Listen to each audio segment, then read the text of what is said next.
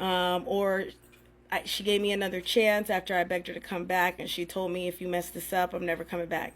Do you guys notice that no matter how much a woman shouts, cry, beg, pray, scream, nag, and do everything in a relationship for a man to change, no matter how she does it, no matter how long she has been doing it, men do not always listen until she's already gone, like physically gone, or she has practically blocked him out of her life. And that is when they want to start listening or trying to make amends. When a woman say and tell a man that if you do this again, I am going to leave you. If you treat me this way, I am going to leave you. Why is it that these men don't listen? Why is it that they do it again regardless and be like, okay? And the crazy part is women don't leave, even when they say I'm going to leave you when you do it again. So I feel like that is why most of the time men don't usually take women serious. Even if the woman does not leave, as she claims that she's going to leave when you do it again, you're actually causing or actually putting a bridge in between both of you. And the way she loved you before is not the way she's going to love you again. In fact, she might not even love you again. You guys, let me show you all this interesting video explaining this whole thing that we just discussed now. Let's watch the videos together and then we'll come back and discuss.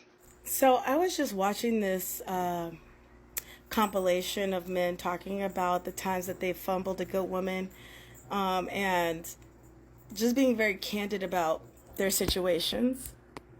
I really do appreciate the vulnerability and transparency these dudes were giving. Of course, the common themes were she kept telling me and telling me, I kept ignoring it. She kept telling me, or she gave me another chance after I begged her to come back, and she told me, if you mess this up, I'm never coming back. Being a woman who has had to tell men this and has had to stand on my business when I said these things, I think one thing that men underestimate is that the reason why we get to the level of you will never ever ever ever ever ever ever ever ever ever ever ever ever be able to access me again unless you are doing some monitoring spirit ass stuff, which is what most of y'all dudes end up doing. And those of you watching my TikTok who know who you are, I know who you are. Um, and my Instagram. Um, is that you have gotten a woman when a woman has to do that. I don't think you understand. It is literally the emotional equivalent to killing or euthanizing your favorite beloved family animal, because the cancer is so severe that you have to pull the plug.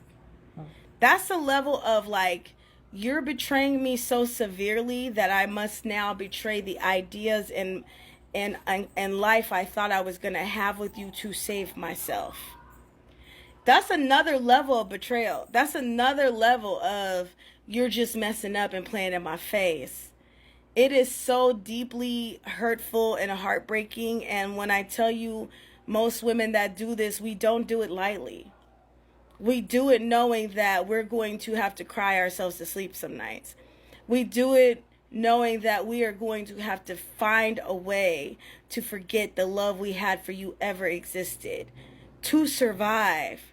Because cutting you off and killing the version of us that we thought we were going to have is better than dealing with the constant daily betrayal of loving someone who doesn't love us enough to try.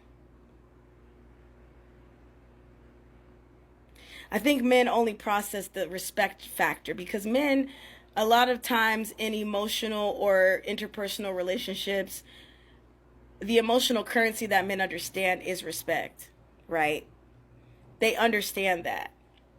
But I don't think that men understand how deeply serious and hurtful it is when you push a woman to the point to where she has to walk away and block all access to you. That and the level of betrayal that it creates, to where now I have to be the one to cut you off, is why you will never ever ever have access. And I've only had to do that to, like, actively tell a man, if you do this again, you'll never have access to me. probably 3 times, but I've had to do it one time in a situation where I didn't want to do it. And it was only because the situation that that man had, I knew wasn't healthy for me to continue to be in his life. He didn't have the capacity to be with me. And the love I felt for him was so deep that there was no, hey, we say hey and I see you on the gram and I see you here, we continue to email. No, the only way that I'm going to be able to move forward in my life is if you are mentally dead to Mm. me. And I think that men really underestimate the level of hurt you've already inflicted Mm-hmm. when a woman tells you that. If you continue to do this, I'm going to remove myself and you will never have access to me. I think a lot of men underestimate that. It's not the power play that y'all think it is. If a woman gets to the place to where she loves you deeply and has to block you forever, and I mean, I block motherfuckers on Venmo. I don't even want your money, honey. Venmo, Cash App, blocked you on Gmail, blocked you on any, like, that's how far I take it. You've severely hurt us. You've severely betrayed us. And that is something you can never come back from. So I was just watching this compilation of men talking about the times that they fumbled a good woman, and just being very candid about their situations. One thing that was really discombobulating to me when I first started dating men was realizing just how apathetic they are when it comes to a woman's anger, sadness, or pain.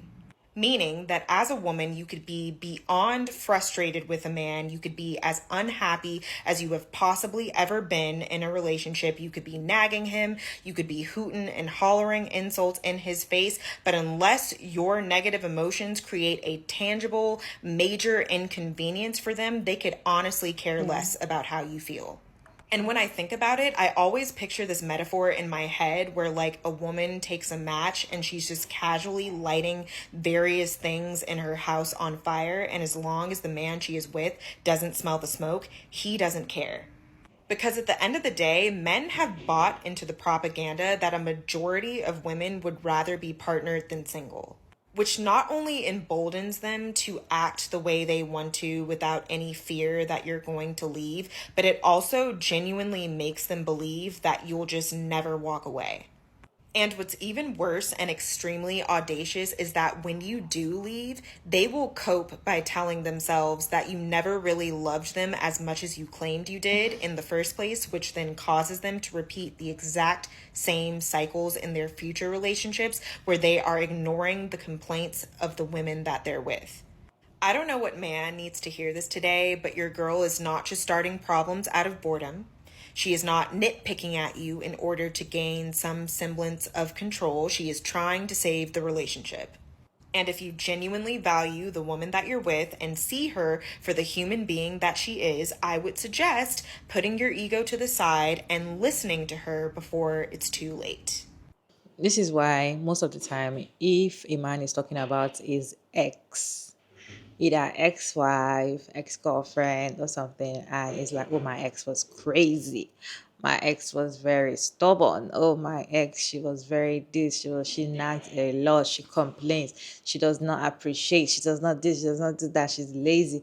When they start saying bad things about their ex, I usually look at them like this because a woman that is nagging, she's not just nagging out of boredom, just as creator said. She's not just talking out of boredom. She's not just creating problem. See, I don't actually feel like women will just create problem where there is no problem. Even though people usually use it as meme and be like, oh, or joke and say women used to create problem where there's no problem.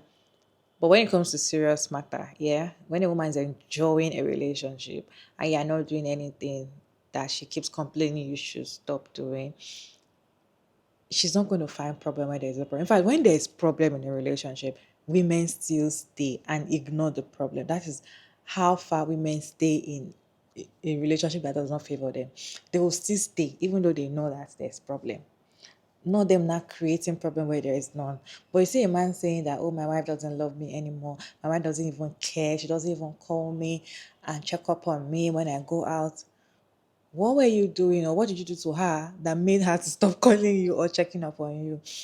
These are the things these men need to ask themselves. But you see them saying it freely and be like, oh, she has changed, she has done this, she has done that. What led to the change? Because these women do not just change for no reason. And the thing is that women always give, what's it called? They just give trial error or something, try and error, and give you time for you to change, or they still wait and still hope that things will be better.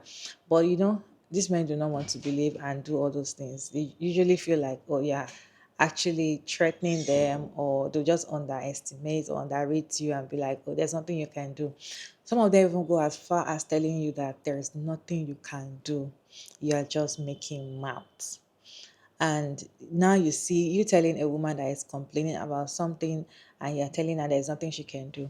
What do you expect her to do when she starts doing the things that she says she's going to do? I don't think I've ever seen a woman that changed in a relationship and a man complaining, oh, my woman has changed, she's not the way she used to be, that she never complained, or there was not a period of time in the relationship that she was not complaining, that she was not talking about the relationship or trying to make things work. And when you see women talking in a relationship, always looking for the problem and solution, it's because they want solution, because they want things to go well. It's not because they want extra problem. But those periods when women are talking and trying to be like, oh, you did this, you did that, I don't like when you do this, I don't like when you did that, it pisses men off and they don't want to listen. That is when men don't want to listen. But the moment a woman stops talking and she's just like, okay, okay, that is when they want to start adjusting and doing things. Sometimes it might be too late for you to adjust things because they already know how it plays, and they're like, it's even too late. Because when they wanted you to do, just like you wanting somebody to do something for you, I don't know if it happens to you guys. You want someone to do something for you and you're begging, do this thing, and the person is not doing the thing. Now you're like, you're not even interested in that thing anymore, and they're trying to do the things for you. Like, why waste your time? Because I no longer need it. But really, it's because these men usually feel like they have a lot of options, and they feel like no matter what, they are always respected in society. And no matter what happens in a relationship, they can easily, get away with so many things.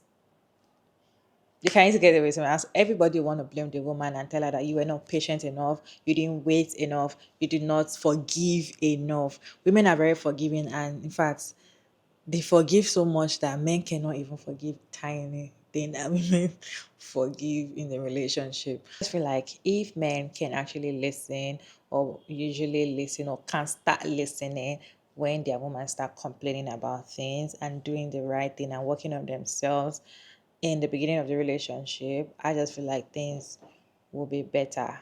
What do you guys think about this conversation?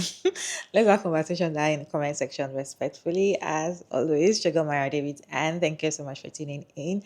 I hope you enjoyed this one. Please like and share and subscribe, and I'll see you in my next one, guys. Bye.